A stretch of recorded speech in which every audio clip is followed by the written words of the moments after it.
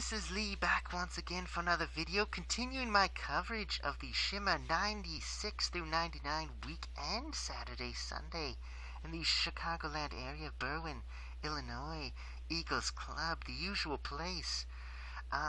So, a lot of content to cover, so I'm just going to start right off. Good show overall, spoilers follow. So, basically what we have here is we started out with pre-show. They didn't call these Sparkle, but I think they said presented by Rise. Phoenix of Rise, championship. This is this wrestling school that Shimmer has. I'm not sure if they still have the ROH Wrestling Academy, but it never gets mentioned anymore. So Rise, they usually have a show. I think they had it the Friday, which I didn't attend, and it was the rookies. But apparently, the announcer really was promoting it. Said they tore the house down. They had these Joshi talent come in, Aja Kong and Hiroya Matsumoto were there, and they have the Blu-ray discs already. So it must have been like Chikara, where they have the blanks and they print it off on there rather than, professionally pressing the discs, because how could they get it done so quickly in just 2 days? But anyway, I have never watched Rise. I've only watched the wrestlers that have come in from Rise, Shotzi Blackheart being one of them. But anyway, starting off, so pre-show, it was a tag team match, ACR and Valentine Loca against Samara and Holly Lane.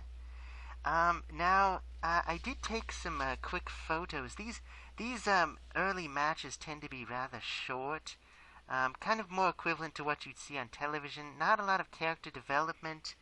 I think they had the regular lighting of the building. I had some problems with my camera because during the regular official show, they dimmed the lights, the house lights, and they just had the little candelabras going instead of the big fluorescent light tubes, on the ceiling. So it's harder to see for these later matches. But for the pre-show, very easy. It's going to be odd. Well, I'll get onto that later. So we started off. So the first people I mentioned, they kind of were. The one woman was taller, dressed in black, and the other woman was shorter. She had little knee pads and a kind of a flannel shirt and a little headband, kind of like a Latina gangster people, whatever, something like that. And let's see. I gotta say that the costumes, sometimes I've complained about the costumes, but the costumes were good quality this time. I think there was only one weekend where I really felt like, something was wrong with the designs, but people had good costumes, colorful, creative, interesting, because the visual presentation is important. So the other two women, were dressed in kind of pink and blue, a lot of brightly colored hair. One of them had purple hair. I had not experienced any of these wrestlers perform before, but basically you had, the aforementioned team were kind of like, one of them was like the teacher, and the other's like the student, but they were kind of like sneaky, and they ended up winning. The second match, Miranda Salinas and Kylie Ray, not Kaylee Ray, but Kylie Ray, against Ray Lynn and Karen Q. Now the latter two, you had kind of a blonde and a kind of a dark-haired Asian woman, and the two of them were kind of, one was in red, and basically they were arguing with one another the entire time. They were like bitter enemies, and it all started because they played the music of the one woman and not the other, and so they were at odds with one another the entire time. And it was kind of an interesting thing. And someone complained and said, "Well, I don't understand this angle," but really, on the main roster you have Tessa Blanchard and her tag team partner Vanessa Craven kind of at odds with one another, and both heels. You had, Sweet Saraya and her daughter, Brittany, who became known as Paige in WWE. You've had lots of heel tag teams where they kind of, fought with one another. So, we've seen these angles in Japan. So, whatever. So it was kind of interesting. But their infighting was their downfall, and they were defeated. Next, we had a Kikyo Nakamura against Heather Monroe. Now, Heather Monroe, I believe she was from Des Moines, Iowa. And she was coming out, and she kind of reminded me of Amber O'Neil. If you remember her, she was kind of this, diva, full of herself. Didn't want to fight because she would just wanted to be pretty and whatever. She'd perch high above, sitting on the turnbuckle, and but she was wearing this kind of fake, obviously fake fur coat, and someone said, "Fur is murder," and they said it multiple times, and I guess they were trying to, they tried to heckle the wrestlers, and the wrestlers trying to heckle them back, but it was like, come on, these jokes are murder, stop it.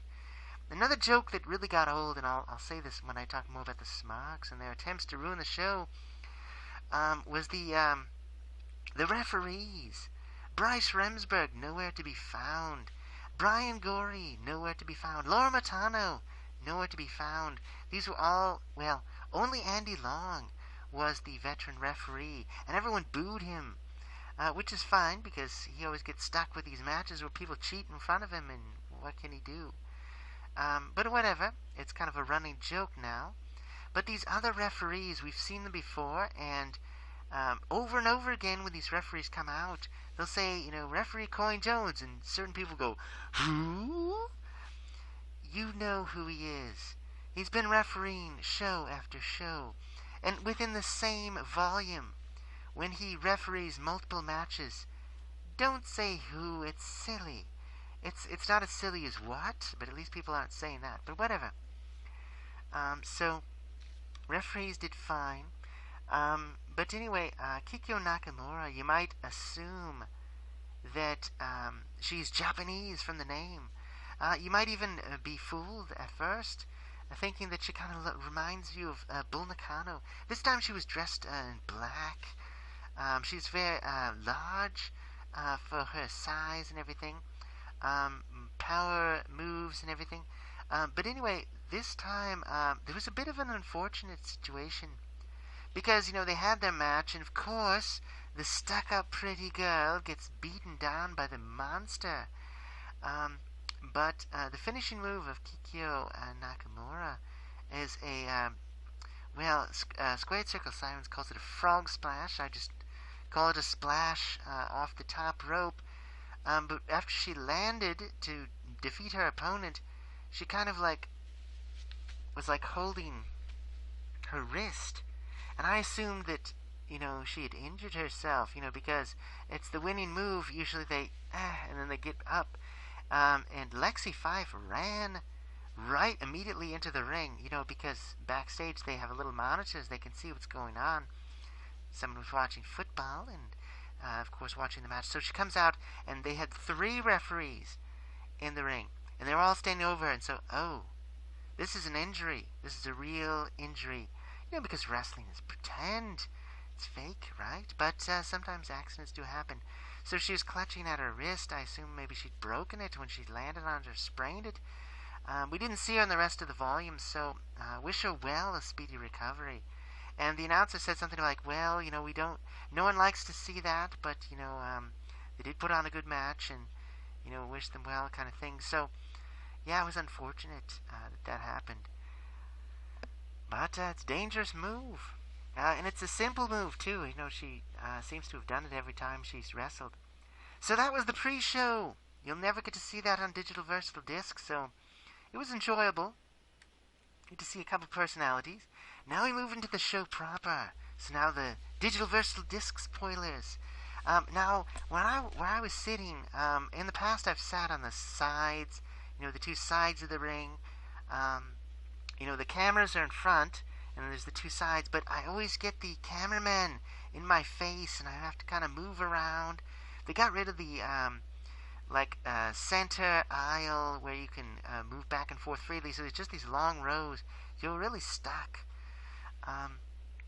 So I sat opposite the hard cameras. So the hard cameras are facing here, and I thought to myself, well, I'm going to be seeing people's backs maybe some of the time, but this is a unique viewpoint, and I'll be seeing it from the opposite side of the actual recording. When I get to see the digital versatile disc, I'll see a different version of the show that I never saw before.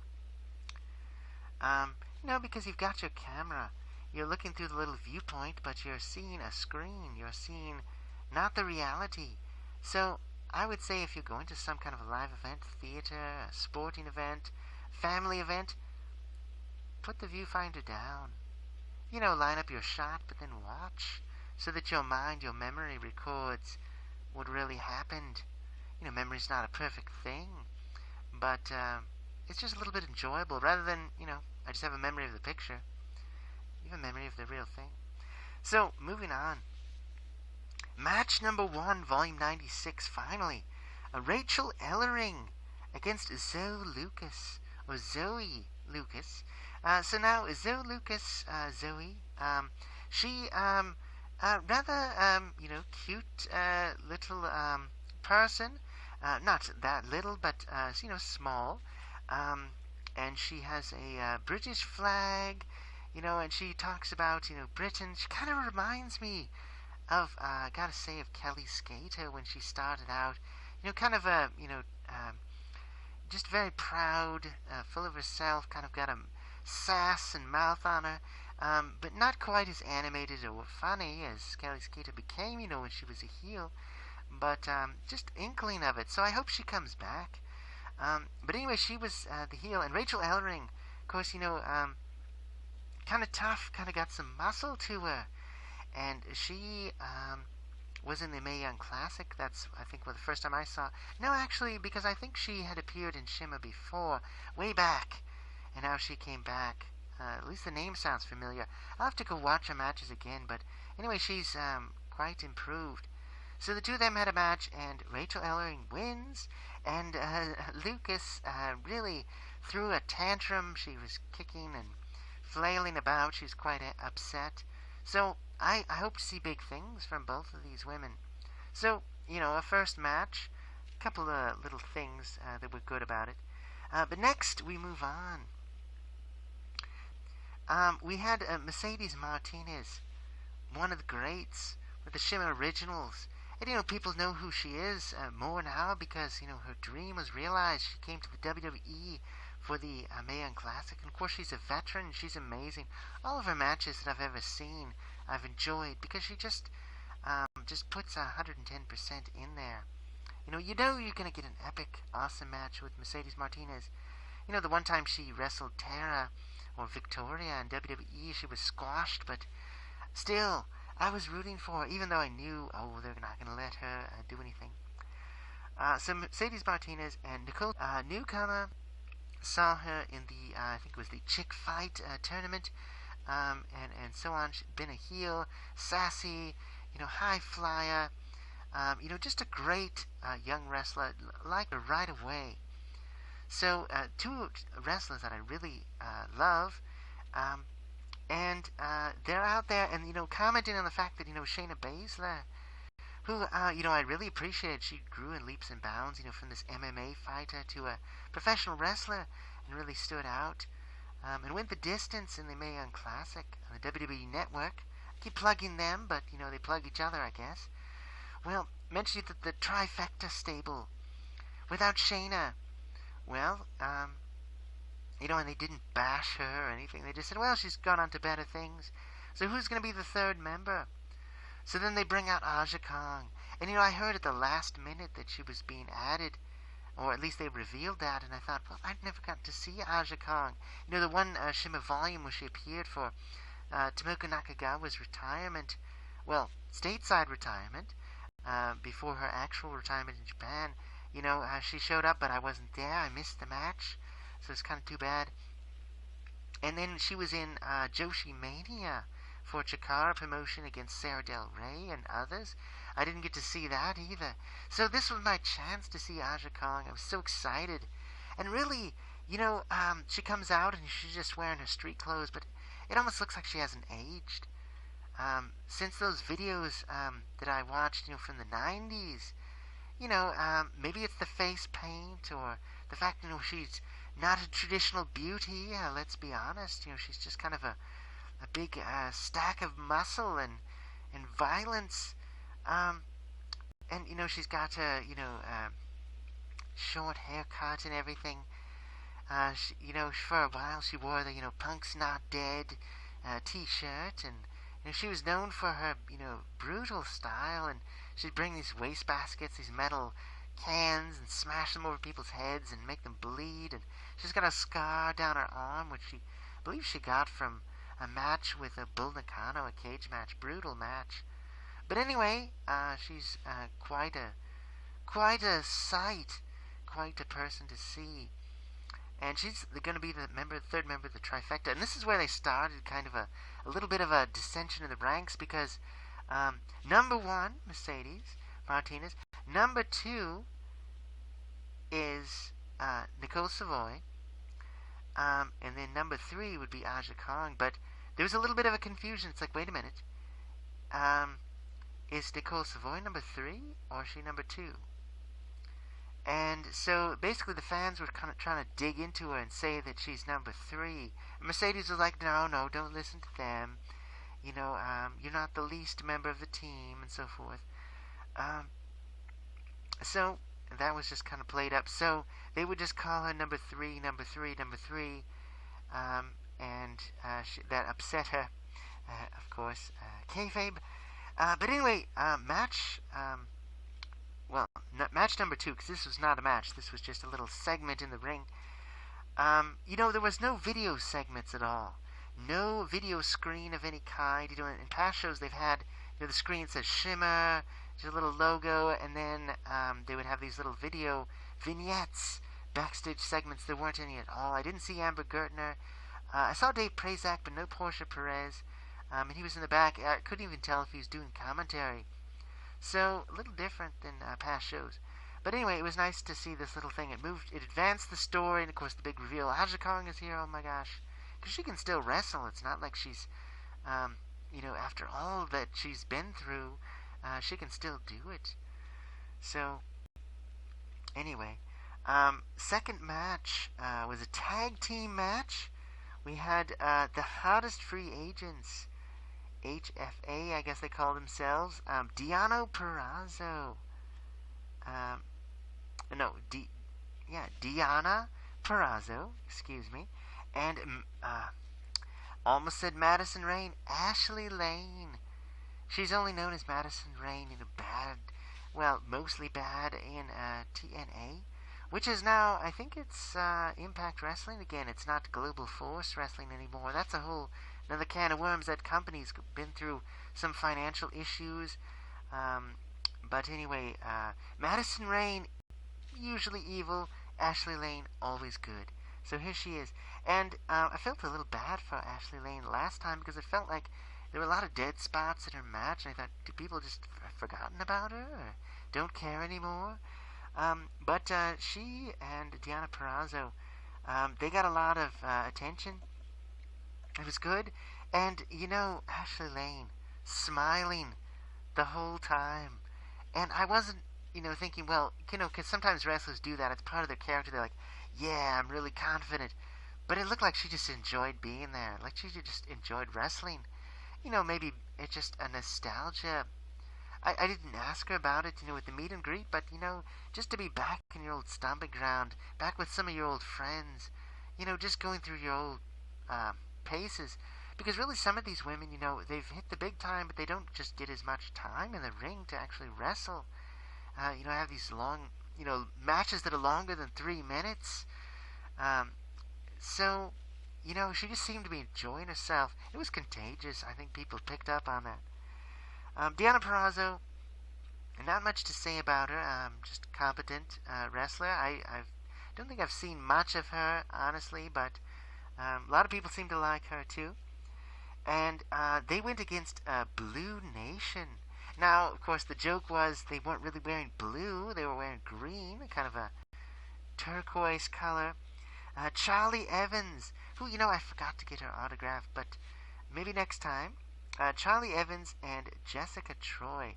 Now, Jessica Troy, kind of a taller, slender, and then Charlie Evans more shorter, stockier. Charlie Evans was the one who pouted when the little girls made fun of her and heckled her in the last live show I attended. So I like her, and she has a big knot on her head, and just a very expressive face, and just a good personality, of kind of just like a bully, kind of an overgrown brat, just so good on her. So some good characters here. And the heel team of Charlie Evans and Jessica Troy were defeated. So nothing wrong with this match. I like the colors. Christmas is coming. Happy holidays pretty soon. So I enjoyed it. Nothing wrong with it. Not stupendous, but nothing wrong with it. Let's just put it that way. And the crowd. I'll say more about that later. But there were just a little bit of a dead spot, but someone always got a clap going, or a couple things. There weren't people telling jokes the entire time, at least that I could hear, but I'll say more about that later. So I'm still doing the synopsis thing with the matches, so gotta move on. So next we have a 6-way scramble match. Now, thank goodness. I'm not sure if anyone from Shimmer was listening. Maybe other fans did this, but no more of these unfriendly tag matches.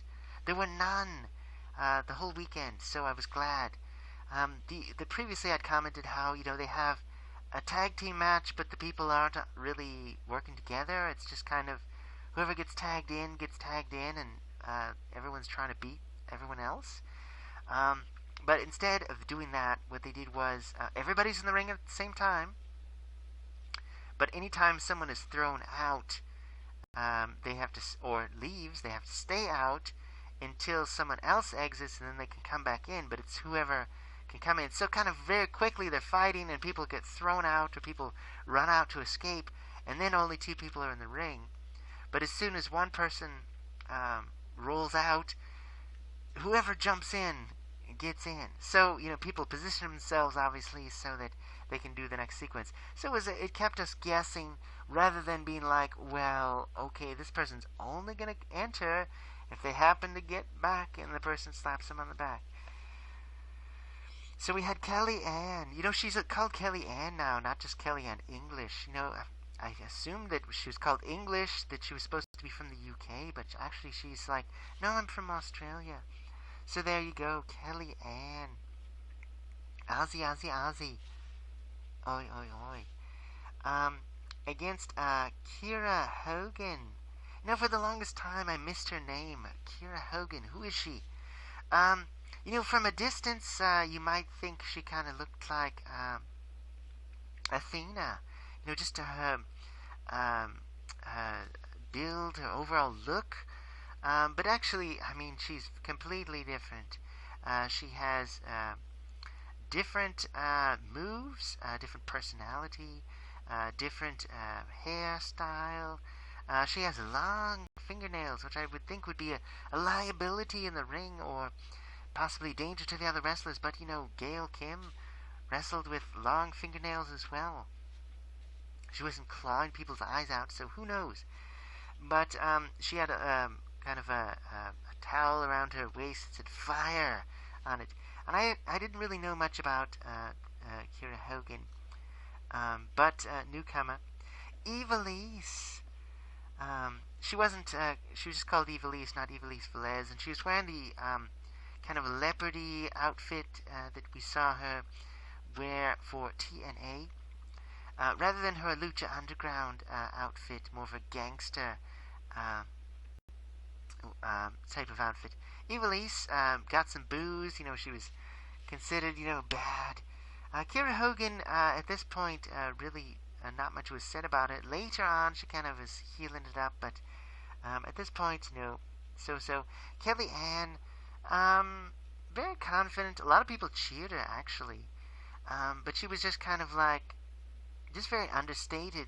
She'd make little comments here and there. She kind of little put downs for people. But she was one of those, like, heels that, like, she wants attention for herself. So if you cheer her, she'll acknowledge it. But otherwise, she'll be bad, and if people boo her, she'll kind of be upset. So, that's kind of an interesting character, and I appreciate that we have characters like that. Britt Baker, tall Britt Baker, in her dark, shiny outfit, reminiscent of Tessa Blanchard's outfit, but not quite the same. It has BB on the side, rather than a little diamond with Blanchard over it. And she's from Britsburg on her shirt. Not as familiar with Britt Baker, but, there she is. And then we have Shotzi Blackheart, who could forget her. I don't know where she gets the energy from. She's trying so hard.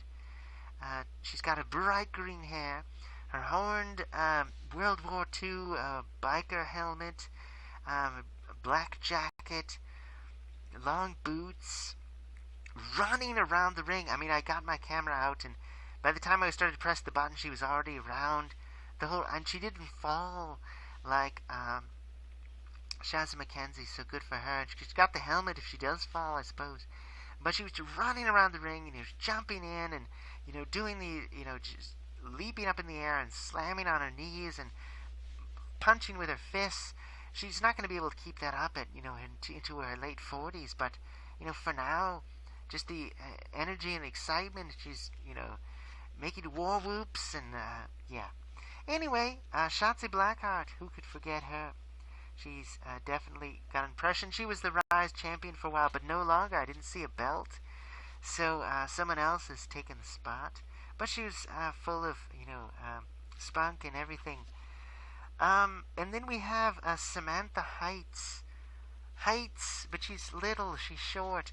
And her name is Lost Girl, which I thought, what a name for a wrestler. Is she ever going to win? She's going to be Win Girl, not Lost Girl. Oh, she's lost. She's wandered into the ring and was pummeled. Poor person. No, but Lost Girl, like the Lost Boys, Peter Pan. She has kind of like little leaf pattern, fairy, inspired costume. Makes sense. Little Samantha Heights. And so the outcome of this match, long story short, was Kellyanne with her, skeleton grabbing outfit. Bit of an underhanded person, but she hit Samantha Heights with a stunner type move and beat her. Not a lot to say about these, I'm forgetting some details, but it's still early in the evening. People are still getting their bearings. I'm still getting my bearings. But there was nothing wrong with the match. I liked it. With these type of matches, when there's people outside the ring, sometimes it's kind of like, you can tell they're just stalling, they're just waiting, and you feel a little bit cheated because, you've got this multi-person match, so many people to work with. Why can't there be more action? Why does it have to be just, okay, you've got 6 people, but only 2 people are really going to do anything? But actually, for the most part, they were throwing fists, they were throwing people into barricades, they were running around, doing stuff while the match on the inside was going on. But I did notice there was a moment when everyone was kind of like, okay, and now we're gonna suddenly go into slow motion and keep checking the ring. Okay, now we're gonna try to do something, and people tried to make the save at the last moment, but it was too late. Kellyanne gets the win. So good show there. You could tell they were a bit green, not just Shotzi's hair, but a bit rookie-esque. But they did a good job. So whatever they're doing in that Rise school, keep it up. Of course, they'd just done it the previous night, so I wish them well. These young talents with their excitement, and I hope they go far. I hope they don't burn out. So the next match, we have Sweet Saraya Knight. She gets tons of praise. People are cheering her, and it's strange because obviously the fans love her, but she just doesn't go out of her way to hate anybody. She just kind of comes out and just kind of with a grin on her face. I guess she's face now. But she'll just run up to people and she'll hit them in the crotch like 5 or 6 times. And she'll call them names. She'll use profanity. Although, honestly, on the shows, I didn't really hear any outright profanity or middle fingers from her. I did hear it from a couple of other wrestlers, but um, she she's usually pretty bad, pretty evil, kind of a bully. But I guess she's a lovable bully now. The fans don't care, so I guess she's Stone Cold Steve Austin. He eventually became a face, but she beats up the bad people. The arrogant ones, the ones that don't know what they're getting into. But Sweet Saraya against Marty Bell. And it's funny because Marty Bell, she'd come out with her hairspray, constantly spraying her hair and messing about with her hair. Well, she's upgraded. So she no longer has the hairspray. Now she has this comb, this little pick for her luxurious hair. So that's the next stage. So I'm not sure what's going to be next. Is it going to be a blow dryer, or maybe she's done? I mean, she's put enough product in the hair. Now she's going to just comb it out a little bit. So, who knows? But Marty Bell, a good-looking person. She apparently got kind of the short end from the Mae Young Classic. People said she was a bad wrestler. I thought she did great in the tag team match. Her singles match, not as great, but anyway, she's been around. She's done it. And of course, Sweet Sarai, the veteran that everyone loves to hate or hates to love or loves now. But Marty Bell's shtick was to say, you need to calm down. You need to, you're getting crazy. She did this throughout the night, trying to just reason with people, and of course it never worked, but she kept trying. And Sweet Sarai, just devastating, offense, really cheating almost the whole time, and not much Marty Bell could do about it. So it wasn't a squash, but just very brutal. And I'm kind of, I guess in the logic of wrestling, you want to see the arrogant people get taken down, but Sweet Sarai is just so bad. I don't know. Who knows what they're thinking with this? But moving on, Tessa Blanchard with Vanessa Craven at ringside. I like Tessa's music. I like her outfit. I didn't give her much credit when she started because she came off as, I'm just really, really arrogant, but I'm going to make Vanessa Craven do all the work. Okay, she's green. She's starting out. But then, of course, in the volumes that were not available on digital versatile disc, I didn't get to see her, and then suddenly she's back. They're the champions, suddenly, and she's good. She's actually a good wrestler. She's very vicious and fast and powerful, and she's still arrogant and mean and cruel to Vanessa Craven, the big monster who's starting to become lovable. Kind of a goofball. Like Vanessa Craven could destroy her at any time, but for some reason she is loyal. Like an attack dog. But Tessa, competent in her own right, so just when I get to like her, rumor had it that she was going to be going to TNA. I heard that on a podcast. I don't know if it's true or not, but she's going somewhere else. So I thought, just gotta enjoy it while you can. She's good entrance music. Now, when she was in the Mae Young Classic, her makeup was just caked on, so I'm thinking if she's going to be on WWE or TNA, because she's been in NXT before, one-off, she's just going to look strange. And I think a lot of the wrestlers, you get used to how they look. They're wearing their stage makeup because, of course, they're, under the lights. They want to show up, well in the back seats and on the photography. But on television with the HD cameras, they just look bizarre, ghostly. Allison Kay, as Sienna on TNA, she looked very strange, I thought. She was very ghostly with her caked-on makeup, because, they do close-ups and things, and it looks odd, as opposed to, you're sitting in the back row and doing a live show. But whatever. Hopefully they get a good makeup artist for her. But Tessa Blanchard and Vanessa Craven, of course, ringside, and against Candice LeRae.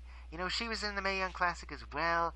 Candice, perpetually smiling with her big white teeth, and it's a very small person with a, bleach blonde hair, but just very lovable, kind of mischievous, she's married now to Johnny Gargano, another wrestler. And but anyway, lovable Candice, and the the match, it went on, and the fans, of course, were on the side of Candice. There was a smark near me who really liked Tessa. I guess I believe him. But he was always in favor of Tessa, and of course Tessa would just give dirty looks to people that were cheering her and so forth. But usually people booed her and cheered Craven, even though she gets Craven to do her dirty work. But basically the way the match ended, Vanessa Craven did interfere at various times, costing Candice the match, and then Tessa, berated her partner, her second, and basically got her to beat down Candice LeRae after the match. So, a reluctant heel Vanessa Craven. Tessa, much improved. Candice, always good. I first saw her, I thought, she doesn't look like she can wrestle. She just looks like, I don't know, some pretty girl from some TV show. But really a great, very competent wrestler, veteran wrestler. I'm not sure how many more matches she has left in her, but Tessa's career just starting. So this was a good match. I think by this time I was definitely invested in the evening, and I was excited to see, what was going to come later. So, next match, Mia Yim, and I'm going to say her first name wrong because no one ever said it out loud that I heard well enough to know. Ao or Ao? It's A-O-I in the English script. Kazuki. Ao Kazuki? Ao Kazuki? I don't know. But Mia Yim against Ao Kazuki, and they were calling Mia Yim the Joshi Gatekeeper. So, of course, she is an American. She has some Korean ancestry, but people have thrown streamers for her. She's worn outfits that kind of are Asian-inspired. So she's not a Joshi, but anyway, she does what she does. She didn't do as much of the joking around that she often does in past shows. But Mia Yim, fan favorite. Very athletic, big smile, heavy makeup. She was one of the few wrestlers that from Shimmer that looked normal in the Mae Young Classic, whereas a lot of them just looked ghostly and strange with their caked on makeup. But anyway, Ao Kazuki. So she comes out and she almost looks like an Arabian princess with her outfit. And she has these long sticks that she was holding. They have these gossamer-esque wings design, cloth that look like wings, and she was twirling them around. Very dramatic. And I was wondering who is this wrestler, because I hadn't seen her before. Very young in appearance. So I looked up a match or two, and she just was getting beaten down and just helpless. And I thought, oh, she's going to be one of these jobbers that just comes out and is just completely humiliated. But in actuality, because the Joshi, they're always presented as, oh, these are the tough people. These are the people to beat. These are the challengers that everyone has to measure up to. But she was competent. And, of course, Mia Yim, no slouch. I remember when she was a rookie, and she was still pretty good back then. But she's great now. So, it was a defeat for Kazuki, but Kazuki did great. And one thing about it, very contagious smile. She was smiling almost the entire time. Like all of her screen time, she was smiling. Even when she gets hit, she would grimace for a second, but then she'd be smiling again. So I don't know if she got some of the Joker's laughing gas or what, but cute smile, and just looked like she was just loving it. If she wasn't loving it, she fooled everyone, because it was contagious. But so I think there was some of us fans were conflicted, because we loved them both.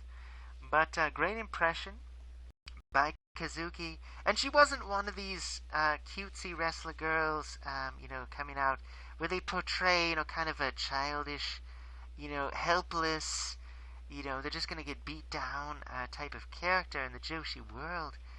She was much more competent. She did some cutesy things, but, just a good wrestler overall.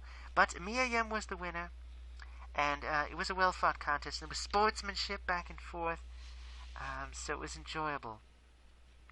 Of course, Mia Yim, known for the package pile driver, a very dangerous move. But thankfully, it was done safely, as far as I can tell. Next match was tag team match, Solo Darling and Thunder Kitty. Now, both of these wrestlers have changed a bit. Thunder Kitty has appeared to, her physique has changed. She lost a lot of weight.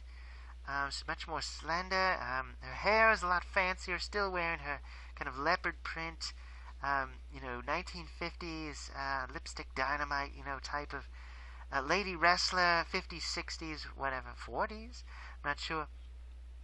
And the music, a lot of the music, entrance music for these wrestlers has changed, so it was hard for me to guess who was coming out next.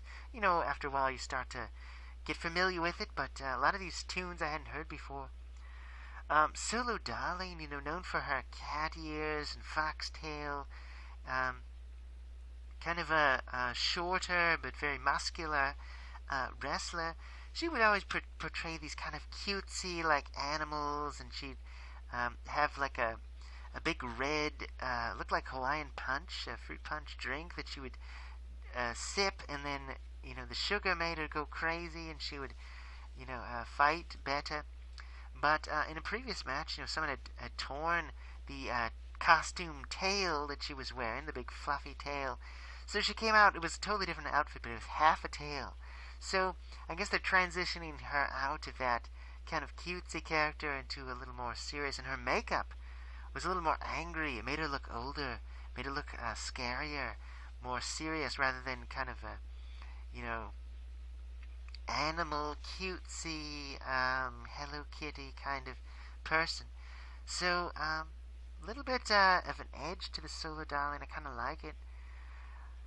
And I believe in the course, it was either this match, or I think it was this match.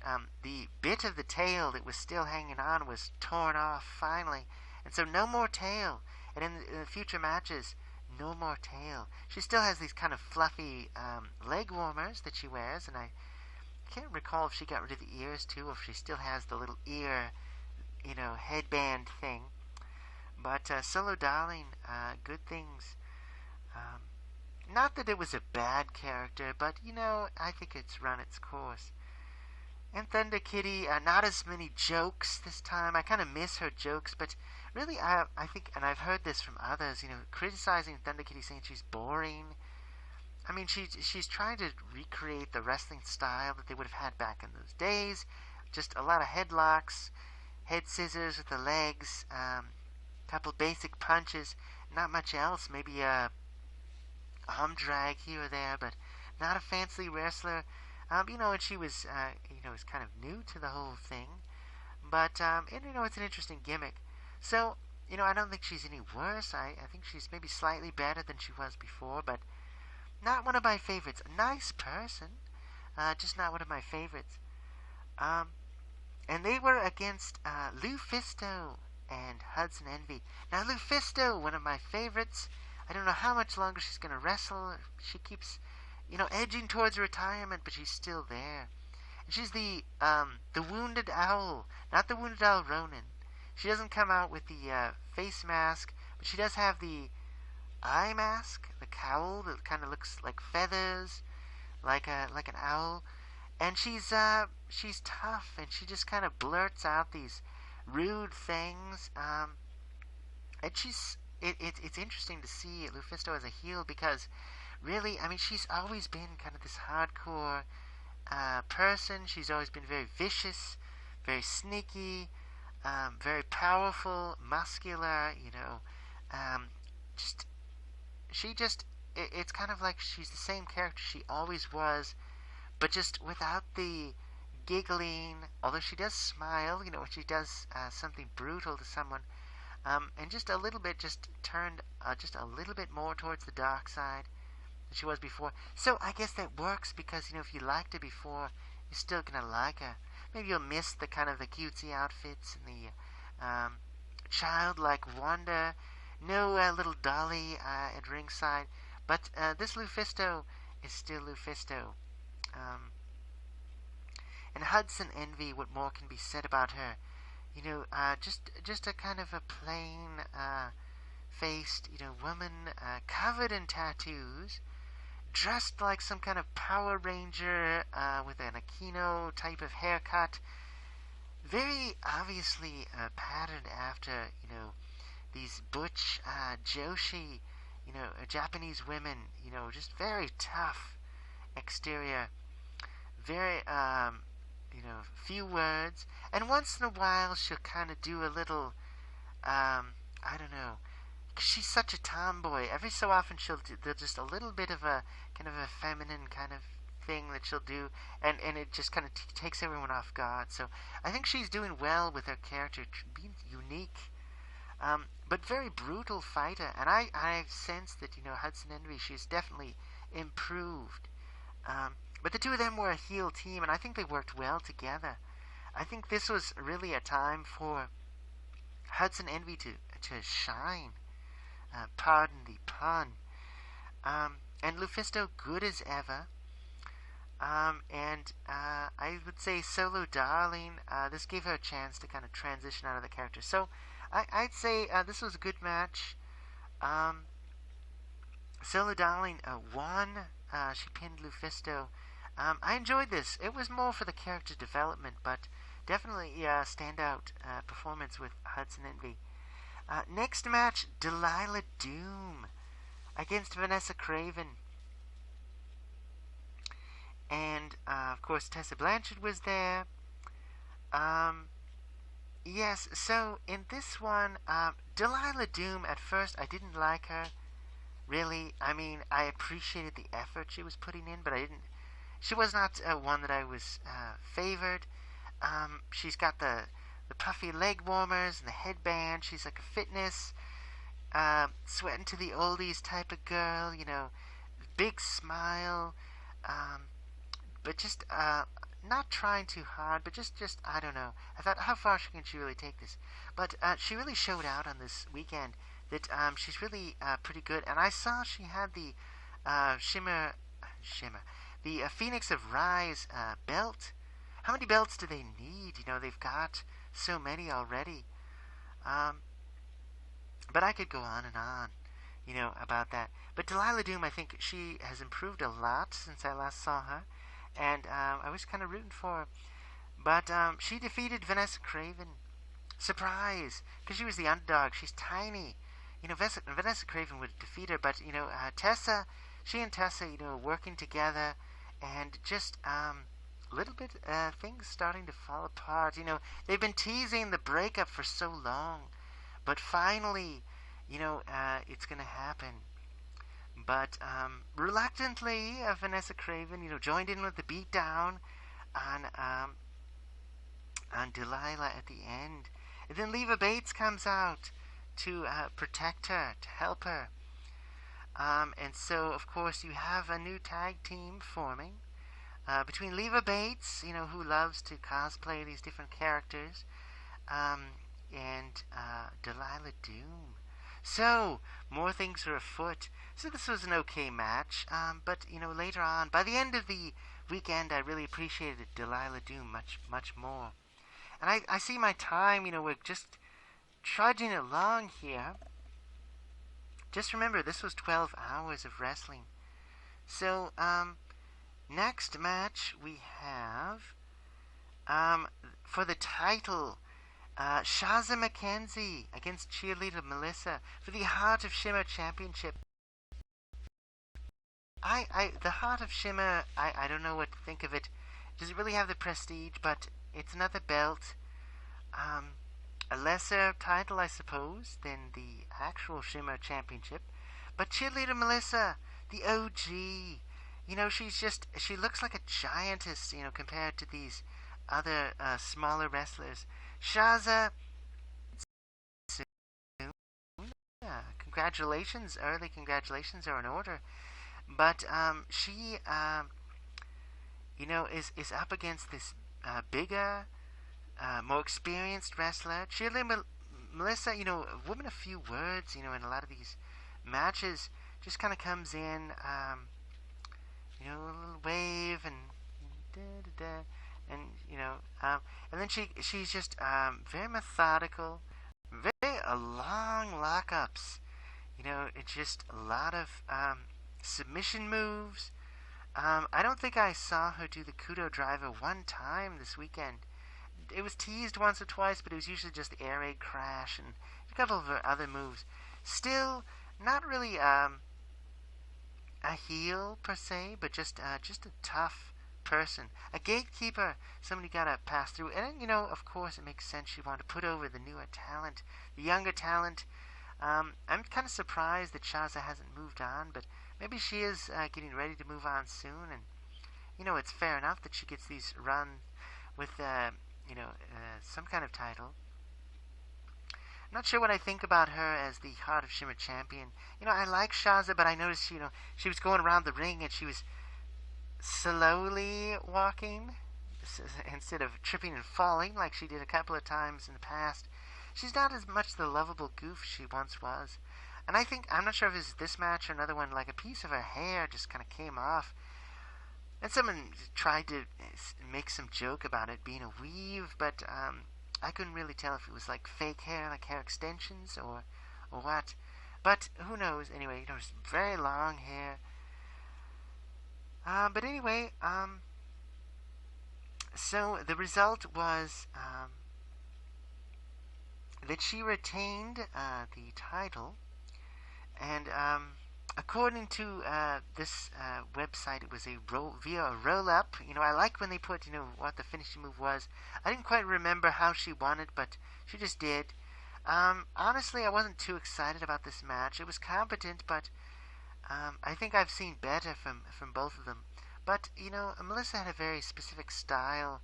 It looked like she was just kind of, just putting the wrestlers through their paces. And it's like, well, I'm going to do all these moves on you, and if you make it through, then you deserve to move on. If not, that's it. Not a lot of character, just technique. And then we had Hikaru Shida. Yes, return against Nicole Savoy. Now, of course, Nicole Savoy, I've said already, how much I like her and her sassy self. She had her leg brace on, so not as many high-flying moves out of her, which is understandable as she heals. And maybe, she'll have to change her style a bit. Shida, I wasn't quite sure I liked her outfit. It kind of looked like she kind of started to put one outfit on, then didn't really want it, and then maybe started to put another outfit on, and she kind of just ran through her closet. And in the past, she's kind of this mischievous, kind of a bad girl with her, Singapore cane or her bamboo stick. But she just kind of threw it in the corner. It's just a prop. I think at one point she got angry and she kind of tossed it to the side for a distraction. But a face turn for her. There was respect shown at the end of this. Shida won, actually. She defeated Nicole Savoy. It was a good match. I respect both of them already, but I think they had a competent match. And they shook hands at the end. Aja Kong came out, and she kind of berated Nicole Savoy. It's like, what are you doing, making us look bad by not finishing the job and winning the match? So dissension in the ranks, putting Nicole down, even though she is a veteran member of the trifecta. The new member, of course, Aja Kong, a huge veteran of wrestling, but nevertheless, being put in her place. So, more things ahead. So next we have a title match, going down the list here. Mercedes Martinez against Jessica Havoc. So, Mercedes as the title holder, I love it. You know, I think there was some promotion. They had a poster that said Shimmer champion, Shimmer Women's Champion, Mercedes Martinez, and she's smiling, this big smile, and it wasn't real. She wasn't the champion, but now she is. And I was really surprised that she came back to Shimmer after her absence. You know, she got married, she had a child. She could have just retired, but she came back, and she was as good as ever. You know, she's fit, she has great outfits, great attitude, very sassy, very, the cowardly heel, but as soon as she is forced to fight, she's just vicious, deadly. Great moves, great attitude. And, as a fan, it's hard. It's very hard not to root for her because she's so good. And she brings out the best in everyone she wrestles. All of her matches. I don't think I've ever seen, every wrestler I'm sure has a bad day, but I have yet to see a bad match that Mercedes Martinez participated in. Maybe her match against Tara, just because it was so short, it was a squash, but even then she got in a few good moves before she was defeated. So, she's just great. And Jessica Havoc, she's had her ups and downs. She's definitely much more of a face now. Still comes out with her gas mask and her, red, her hair was fire. I like that. It was, the Kool-Aid hair with the goofy colors, but it starts out red. Well, I guess at the root it's like black, and then it's red, and then it's like orange and yellow. So it's like the flame from a campfire coming out of her head. So it was a neat effect. So kudos to that. Her hair's on fire, her head's on fire. And she's got the heavy makeup and everything, but she's much more of a face than she ever was. And of course, Mercedes, definitely a heel. And she defeated her challenger. So Mercedes is still the champion at this point. I have a feeling, I know how everything turned out, but I thought, Mercedes' days as the champion are numbered. But what I'm sad about is when she finally loses the championship, I think that's it for her. I bet she'll just retire. And that'll be a sad day for fans of hers. But, all good things must come to an end. So if she's to retire, she'll retire. And I'm sure she'll have a good life. I hope she does have a good life outside of wrestling.